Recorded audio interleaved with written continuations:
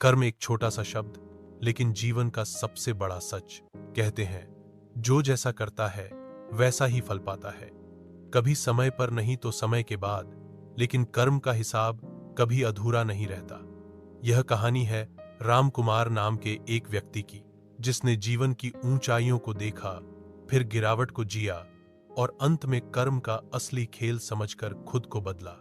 कृपया इस कहानी को स्किप करके न देखें। यह सिर्फ एक कहानी नहीं, बल्कि जीवन को समझने की एक कोशिश है। लास्ट तक जरूर देखें, तभी आप समझ पाएंगे कर्म का सारा खेल। अगर ये प्रेरणादायक कहानी आपको सच्चे जीवन का आईना दिखा पाई हो, तो कृपया इसे दूसरों के साथ जरूर साझा करें। और हाँ, ऐसी ही कहानियों के लिए सतीश स्टोरी सफर चैनल को सब्सक्राइब करना न भूलें। रामकुमार एक छोटे से गांव का रहने वाला था। गरीबी में बचपन बीता, लेकिन उसने सपने बड़े देखे।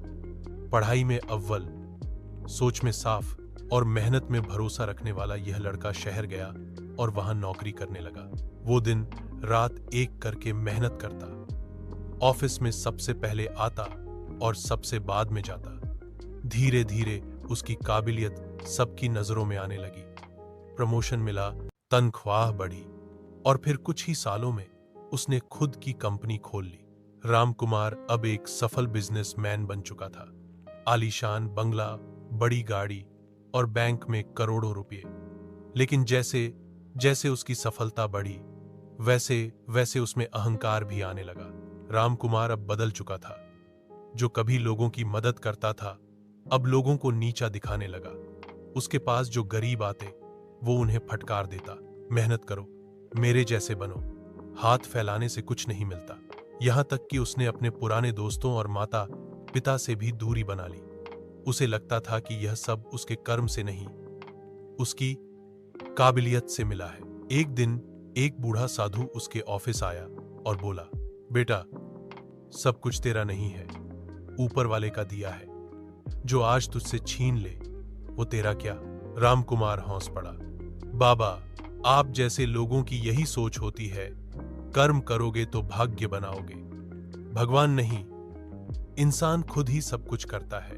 बूढ़ा मुस्कुराया और सिर्फ इतना बोला, तो फिर देख, कर्म का सारा खेल शुरू होता है अब। उस दिन के बाद जैसे किस्मत ही बदल गई। पहले एक बड़ा क्लाइंट उसकी कंपनी से डील तोड़ देता है।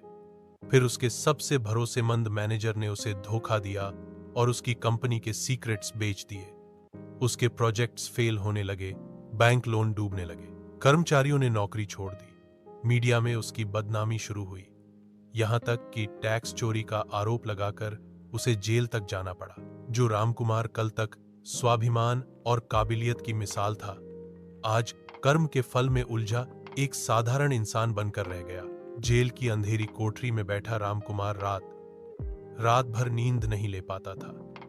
उसने खुद से पूछा, मैंने क्या किया था? मैंने तो सिर्फ मेहनत की थी।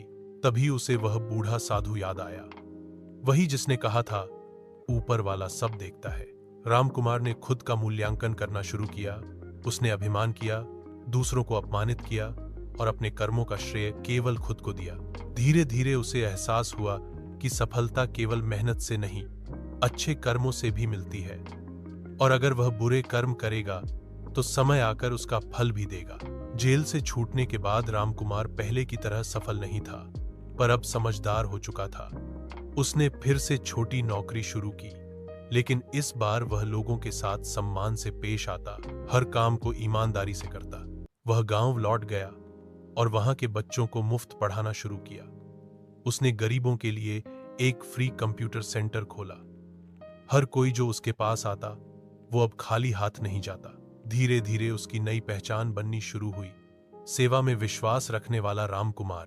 अब उसके पास न करोड़ों थे, न गाड़ियां, लेकिन दिलों में जगह थी और आत्मा में शांति। कुछ सालों बाद एक दिन वही बूढ़ा साधु फिर उसके पास आया। रामकुमार ने उन्हें प्रणाम किया और कहा, बाबा, आपने जो कहा था वो अब समझ में आया। ये सब कर्म का सारा खेल है। बेटा, कर्म कभी चुप नहीं रहते, वो चलते रहते हैं। जैसे बोया गया बीज एक दिन पेड़ बनता है, वैसे ही हर कर्म एक दिन फल देता है, अच्छा या बुरा, समय आने पर। इस कहानी से यह सीख मिलती है, जो आपकी जिंदगी बदल सकती है। कभी अपने कर्मों पर घमंड मत करो। जो कुछ भी मिलता है वो सिर्फ मेहनत से नहीं, कृपा, दृष्टि और सेवा से भी मिलता है। दूसरों का अपमान करना सबसे बड़ा पाप है। आपके शब्द किसी का जीवन बना या बिगाड़ सकते हैं। जीवन में जब भी सफलता मिले, विनम्र बने रहो, क्योंकि वक्त बदलते देर नहीं लगती। जो भी कर्म करो, सोच समझकर करो, क्योंकि वो लौटकर जरूर आएंगे, कभी खुशी बनकर, कभी दुख बनकर। सच्ची शांति केवल पैसे में नहीं, सेवा में है। जब आप दूसरों का भला करते हो तो आपकी आत्मा मुस्कुराती है। इस कहानी से यह संदेश मिलता है कि कर्म ही भाग्य बनाता है। हम चाहे किसी को धोखा देकर आगे बढ़ जाएं, लेकिन ईश्वर और समय से कुछ नहीं छुपता।